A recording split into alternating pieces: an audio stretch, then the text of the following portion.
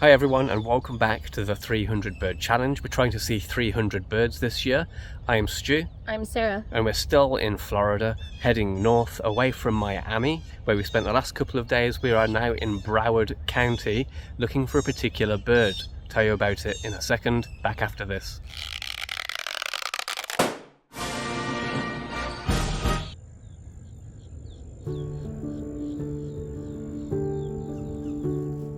Alright guys, we've got a few stops lined up for today, but first of all we're in a park. Vista View Park.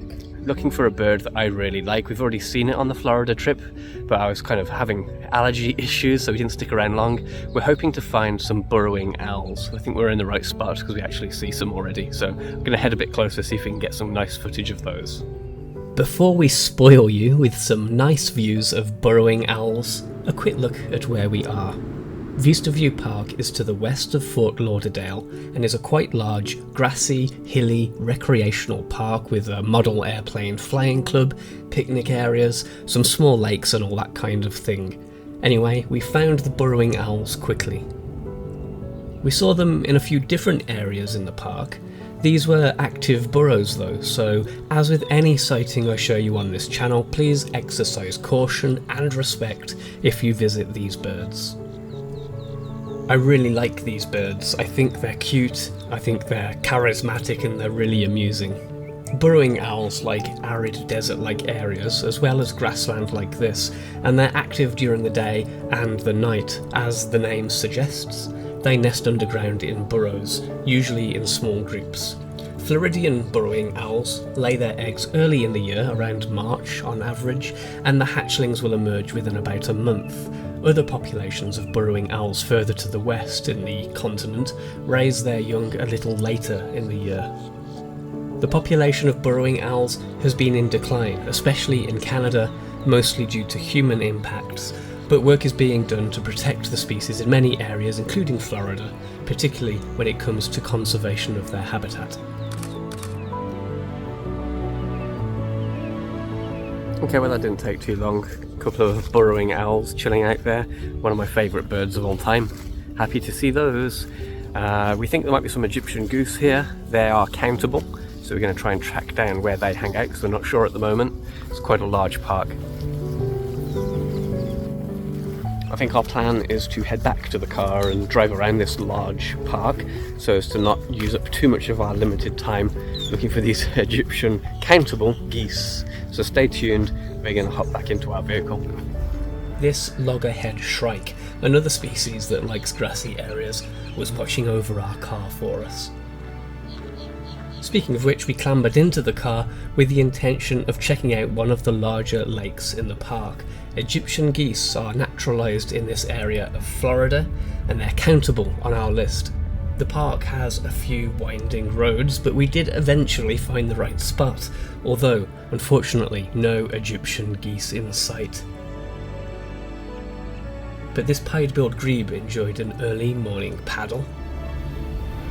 There was a bit of a queue of birds waiting to hunt the water actually. First in line, this glossy ibis.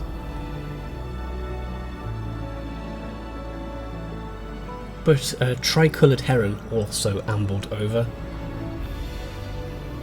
And another ibis, the white ibis, was also interested on what was on offer.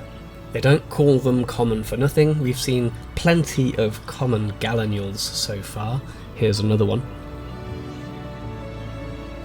And then we walked between these two ponds, lakes, whatever they are. But those were all the birds that we saw of note at this park. Okay, no Egyptian goose unfortunately, but we have scoped out a couple of bodies of water on either side of us. We saw our first... oh, there's a cormorant. We spotted our first marsh rabbit, which was kind of cool, and there's a few other kind of ibises, a couple of gallinules, cormorant as I mentioned, out on the water, so it's cool to see those. As usual, we're pushed for time, so we're going to move on. We've got quite a few stops lined up for today, so we're going to move on to the next one. Stay tuned for that. We're going to be driving for about 45 minutes. Back shortly.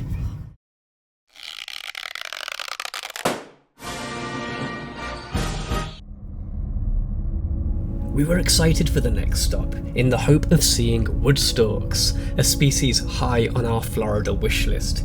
We were heading for Wakodahatchee Wetlands, easy for you to say. It's located between Fort Lauderdale and West Palm Beach as our journey in Florida continued northwards up the eastern side.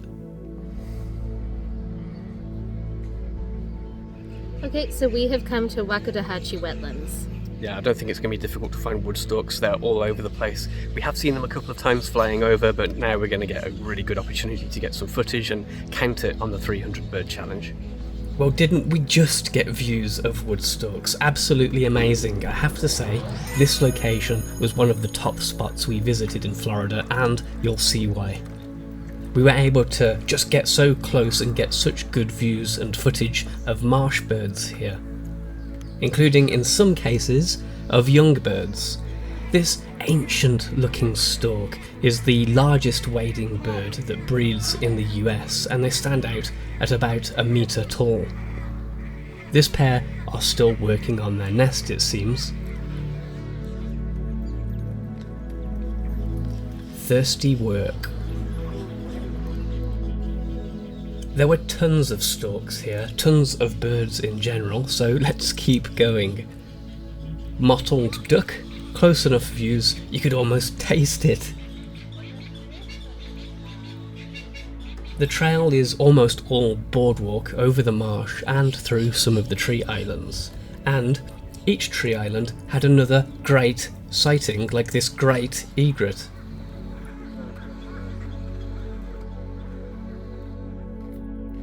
And it wasn't just birds hanging around in the marsh, another alligator to our collection.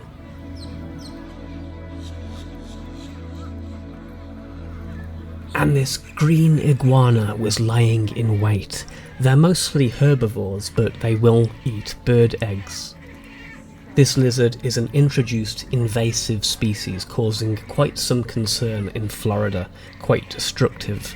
Most of them are escaped or released pets that got too large for the owner to manage. This tri-coloured heron was another bird species we saw with young. We actually got an intimate view of one of the adults feeding its chicks. Those chicks look like cool little punk rockers.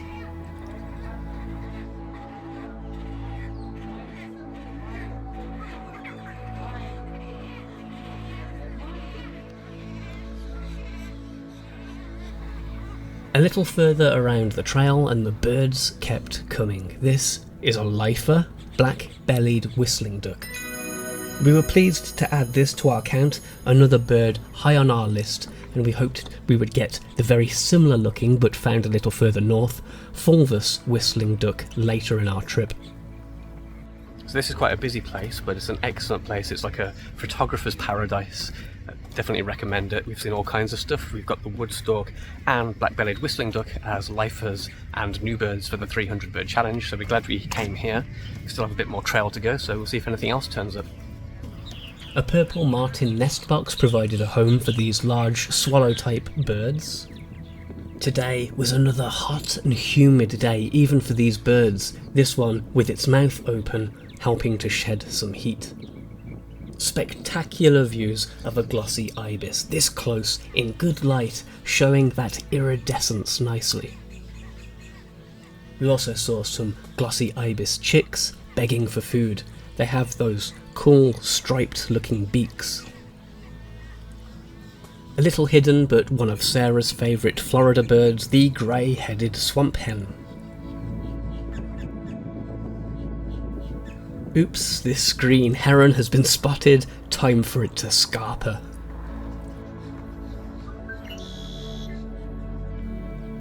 If you're new to this channel and my videos, welcome. Could you maybe hit the subscribe button to help us out? The more support we get, the more motivating it is for us to keep making stuff for you. In the meantime, it's a Florida marsh, so there has to be a common gallinule. Yellow legs, I don't like trying to ID these, especially when you can't see their legs and how tall they are, but I'm guessing this is a lesser yellow legs. These are a couple of anhinga young begging to be fed. A little further out, a great blue heron with a youngster to the left, almost as large as the adult. We had a few more run-ins with green iguanas, this one coming right at us like some sort of Jurassic Park fever dream.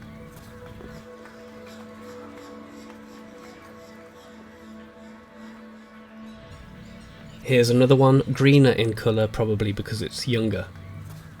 And this lizard is a brown basilisk. Phew, enough sightings for you? We'll be back after this break with a new location.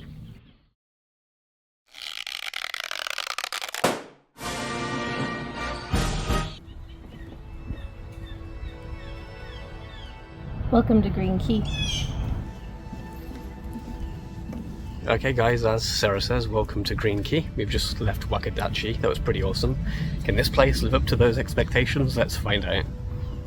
Green Key is almost across the street from Wakodahatchee, so I won't bother with a map this time. It's similar to Wakodahatchee, both are boardwalks over marsh, but Green Key has a lot more plant cover. A little harder to get things on camera, but let's give it a go.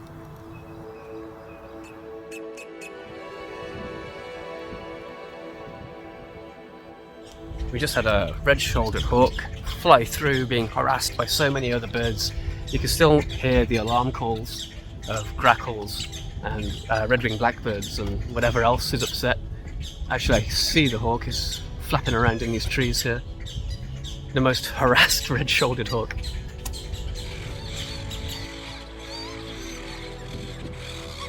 You are the most harassed.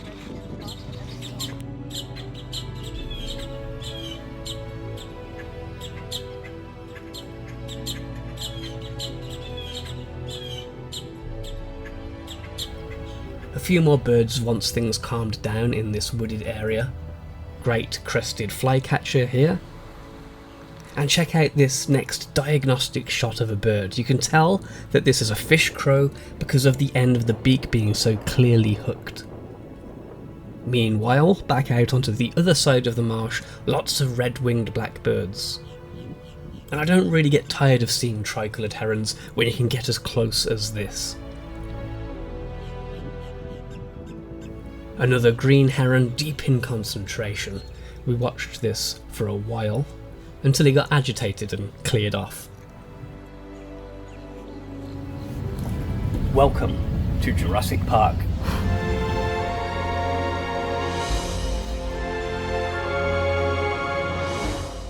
Okay, enough Jurassic Park silliness. Let's finish this trail and then we have one more stop for the day. Some tree swallows taking a break from hunting on the wing. That red-shouldered hawk from earlier in this video, living to fight another day.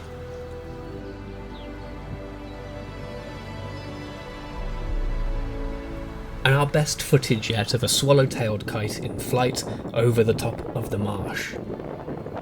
A photogenic wood duck in a pond near the end of the trail. A few photographers were watching here, but I don't think wood ducks are that rare here, maybe just because, like I say, it's quite photogenic. Female painted bunting, still no male for us yet, but that would be nice. And before we go, here's Oliver, a captive, injured screech owl. And if he doesn't look grumpy enough for you here, how about here?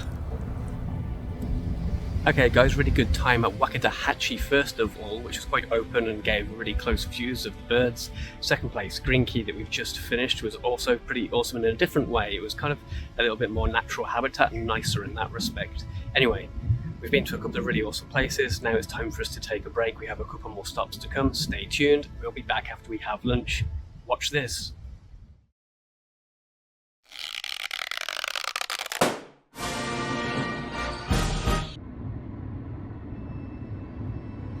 So we are on the Cypress Boardwalk of the Grassy Wetland Preserve. We're on the south side, for there are two sides, north and south. I don't know if we'll have time to do the north, but we're going to do the south. We are hoping for beginning kind of Snail Kite area, although we'll have future opportunities hopefully. Maybe Limpkin, anything else we can find really. Grassy Water Preserve is about half an hour up the road from our last two stops, on the outskirts of West Palm Beach.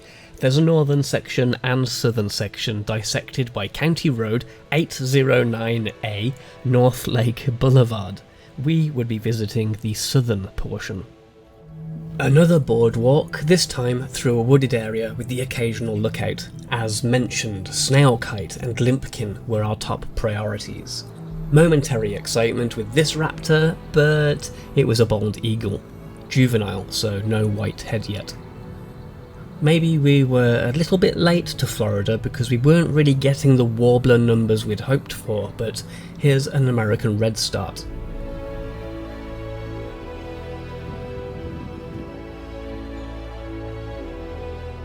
And when is a monarch not a monarch? I'll tell you, when it's smaller and it has that stripe on the hind wings. This is a look-alike butterfly called a viceroy.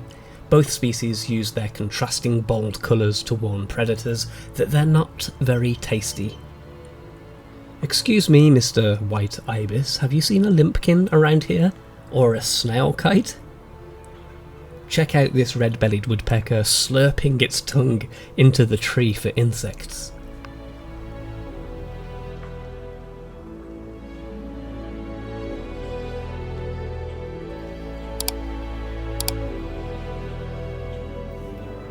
We followed the boardwalk to a lookout, and sat and watched for a while.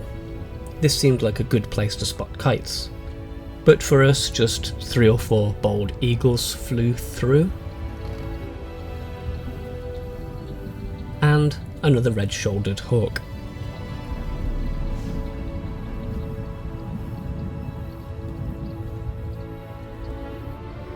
Time passed, but eventually we had to make our way back. Disappointed we may have missed out on that snail kite. We scanned the skies as we left, and some of the woods just in case, but part of me was just kind of ready to get to our next hotel and crash for the evening. But wait! So we were just getting ready to leave. It's oppressively hot and kind of hard work, to be honest. We were going to leave without our snail kite and do a disappointing end to this video. But Sara, with her keen eyes, said, let's just walk this way around the Nature Centre building. Let's just take a look at this line of trees. And we saw the snail kite. Sara saw it, got eyes on it, got it on video. We get the snail kite. It's another bird towards our 300 bird challenge. It's a lifer, and it's one of the Florida birds that I personally really wanted to see. It was on my top 3. Was it on your top 3? Yes, so both of our top 3s. Pretty distant views, but we got to watch it perched in a tree. We've been looking in the sky for such a long time to see if one was flying past. This one was just perched there. We got it. This is one of the top birds I wanted to see in Florida. I wanted to see all of the kites. Swallowtail and snail we have now seen, leaving the rare, in Florida, Mississippi kite and the rarer white-tailed kite. This snail kite is hard enough to find. Its numbers have decreased due to water in the Everglades being drained, affecting the survival of Florida apple snails, which this bird relied upon for food. Kite numbers have recently rebounded though, thanks to a different invasive snail, the island apple snail. This novel prey is actually thought to have caused rapid evolution in the beak of snail kites, allowing them to better eat this new food source.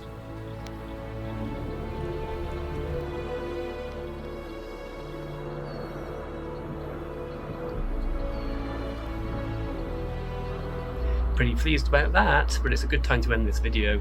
Don't think we have time for another stop. Also, storm clouds moving in. It's bad weather tomorrow. Hopefully we'll dodge the worst of it. We're heading further north away from that system. Anyway guys, thank you for watching this video.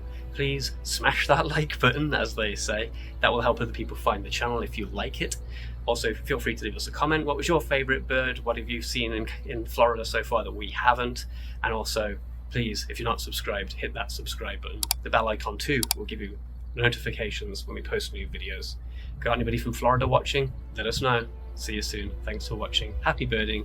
Bye. Bye.